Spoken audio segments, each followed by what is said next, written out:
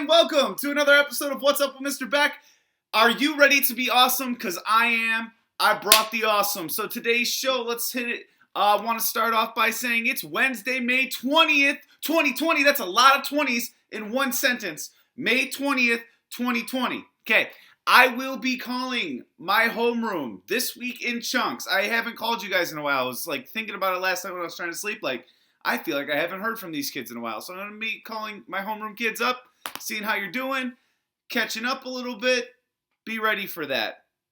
Another thing I want to say is, guys, I know that I have not been messaging you back about the character of the day. Expect to see that today, so make sure you have them turned in to me.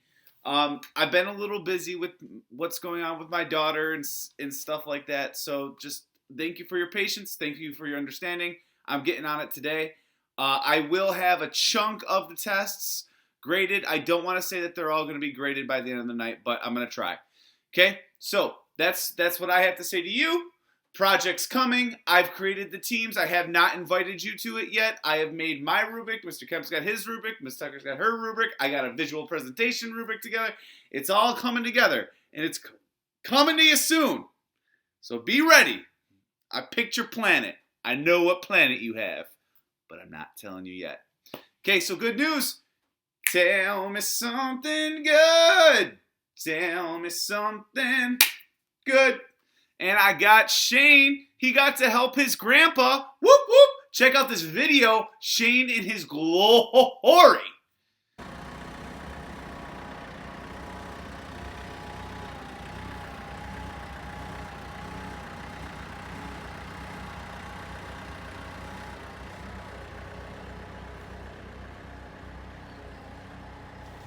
He thinks he's pretty cool, don't he?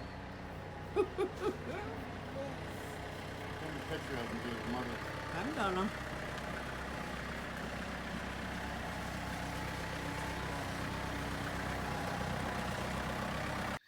All right, Michaela, my good news is that I got my nails painted by my sister, and I played upstairs with Legos, which is cool. What'd you build? Take pictures. Send pictures. I need pictures. I want pictures. Haley, my flowers finally grew, and they're growing. They were growing during the winter. Okay, let me talk about this. Like, Haley, you can relate to this now. Isn't it like the longest? It's the longest wait in the world, waiting for those plants that you planted in the winter or in September, waiting for them to pop up in the summer. Like, I was like every single day out there looking at my tulips, like, are they there yet? Are they there yet? Are they there yet? Are they there yet? And then finally today, they have all bloomed. They all look beautiful. I'm so excited. I'm so happy. Isn't that a great feeling, Haley? Okay, Coleman, we finally got up the soccer net and me and my sister got for Christmas. Whoop, whoop. Okay, I want to see those shots going in. Man, Coleman, does that mean you're not going to play football for me? Come on, man. I had dreams. Coleman in the backfield, running the ball, scoring touchdowns, left and right. I don't know now. I'm going to be a soccer player, which is cool. I like soccer. If you're good at it, man, and it makes you happy, I'm all for it. Could have been a rock star football player, though. Braxton Clark could have been throwing you touchdowns. Stanley could have been blocking for you. That would have been awesome. Don't worry, Stanley. I'm not going to make you a lineman. Fullback written all over you. Okay, next. And I use my fullback a lot. So I want to talk about today's work. Today, you're going to send me the character of the day. You're going to do a CNN 10 today. And I want to briefly talk about the CNN 10. They were kind of lazy. They didn't do the little blurb, so I can't give you the, like, today on CNN 10. So I did my own. So I watched it, and I came up with things that make me think about enduring issues. They are tracking where people with COVID have been. They're adding more to the story that they've been developing. Okay? There's a story about a giant manatee. Do you see an enduring issue there? Also, video games are for everyone at every age. Those are the three major stories I saw that could have an enduring issue in them.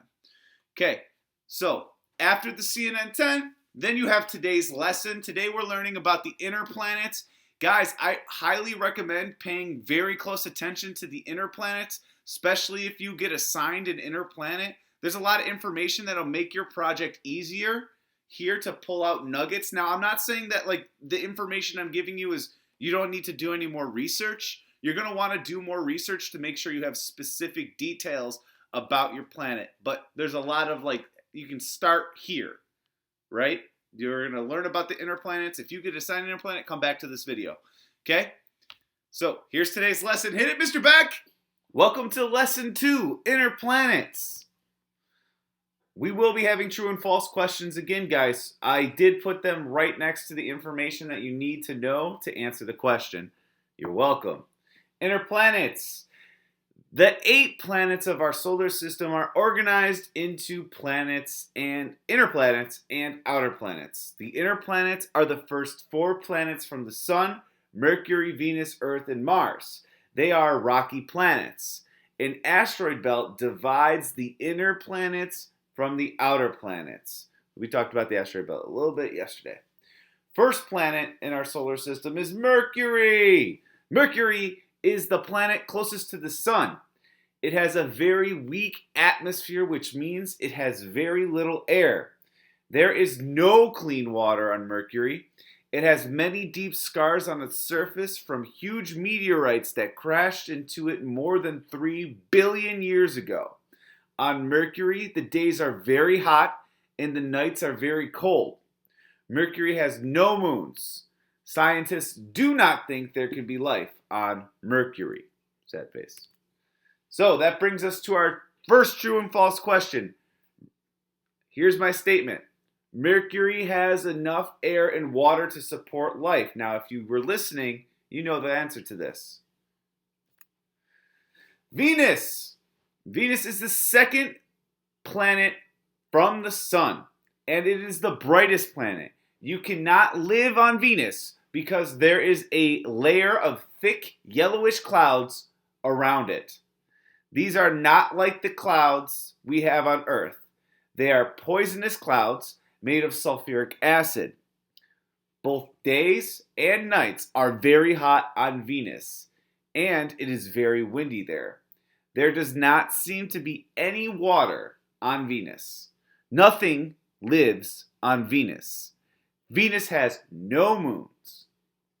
It is often called Earth's twin because it is almost the same size as Earth, and it is next to Earth. Venus is also very different from Earth in many ways. So that brings us to our next true or false question. Venus is called Earth's twin planet because they have the same number of moons. Now, was that the reason why, or was it not? Next one, stop making inference. Why are Mercury, Venus, Earth, and Mars called inner planets? You're going to tell me why in a written response. Remember to have a complete sentence. Earth. Earth is the third planet from the Sun. It has everything that living things need: sunlight, water, and certain gases. Earth has an atmosphere made of mostly nitrogen and oxygen. It also has a magnetic field all along it, and the Earth has an atmosphere made of mostly nitrogen and oxygen. It also has a magnetic field all around it that comes from the core of the Earth. The magnetic field acts like a magnet and pulls everything in. This keeps you from floating away. The magnetic field also works with the atmosphere to protect us from the deadly rays of the sun. The Earth spins around or rotates. That's important to remember. Rotates the sun like the other planets. It makes a full rotation every 24 hours. This means that almost every part of the Earth has a night and a day. The Earth has one moon that circles around it, called Luna.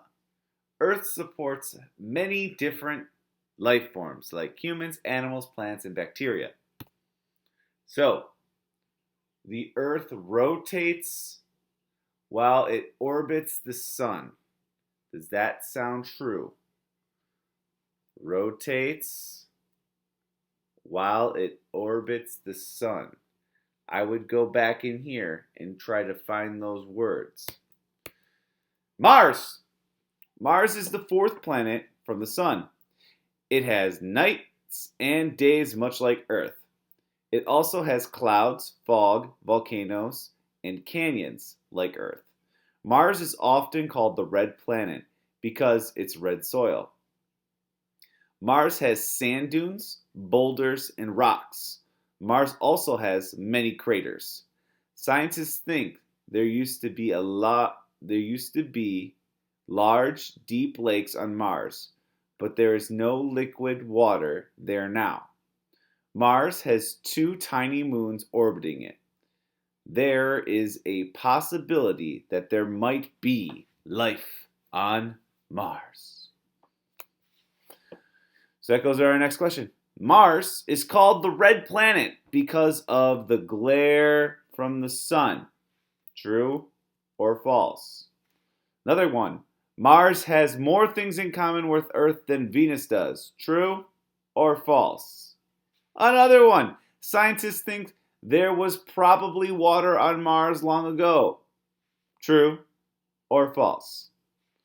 Mars exploration. In 2003, NASA sent two Mars exploration rovers. Think of like high-tech dune buggies. See the picture? That's the actual picture of it. To the planet to search for water. They are called Spirit and Opportunity. These rovers were left on Mars. Scientists on Earth drive them around like remote control cars to learn about the planet. They take great photos of the planet and send them back to Earth for us to see. The rovers help the scientists find evidence to prove that there might have once been water on Mars.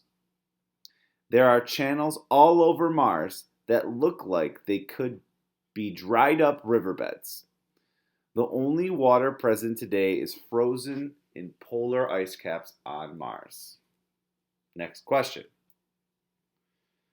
The discovery of channels on Mars proved there was never any water on Mars. True or false?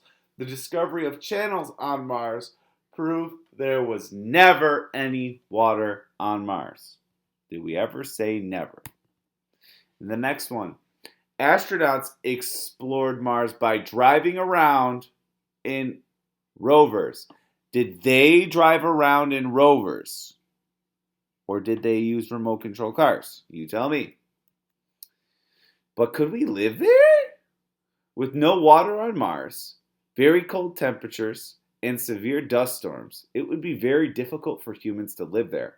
Scientists say that we would have to live underground or in domed areas to protect us. Seems interesting. Seems like there could be a movie about it. Plus, we would have to find a way to get oxygen and water from the icy soil. In other words, we are a long way from sending people to live there. Okay, so that's today's lesson on inner planets. I would make note, maybe favorite this page, this lesson, because you might want to use some of the information that was on here on your project coming up in the future. All right, catch you back on What's Up with Mr. Beck. Okay, so that's today's video. I hope you enjoyed it. Now I'm going to today's lesson. I'm going to hit you with the precept. Hit it, Mr. Beck. Today's precept. I may not be there yet, but I'm closer than I was yesterday. Let me tell you guys about the power of yet. Whenever you think you can't do something, always throw yet at the end. It makes you feel better. It gives you a growth mindset because you're going to get there. You're going to be able to do it. You just haven't done it yet. Be the best you can be. Start one day at a time. Okay, so that's today's show. Things to remember. Things that I have to do today. Send a character to Mr. Beck. Make sure I'm caught up with all my characters because he's putting them in the gradebook today. He's checking. He'll be messaging me. Send today's character. The lesson today, there is questions that are an assignment. The assignment will be due Friday. Okay, so we're back to our normal pacing. Friday, do expect maybe some work to be put out from me. It won't be due until Monday night. Okay, and Monday, if I do put it out Friday, there will not be an assignment for Monday's lesson. I'm trying to make you not stressed out as much. Okay, but we're getting to the end here, guys. You gotta finish strong. Finish strong. You're almost done. You're not done. You can't coast. You gotta sprint through the finish. You could do it. I believe in you. Okay, so that's today's show. If you have any questions, message me on Teams. #ChooseKind. #StayAwesome. Today's episode was brought to you by a random Trandoshan thug.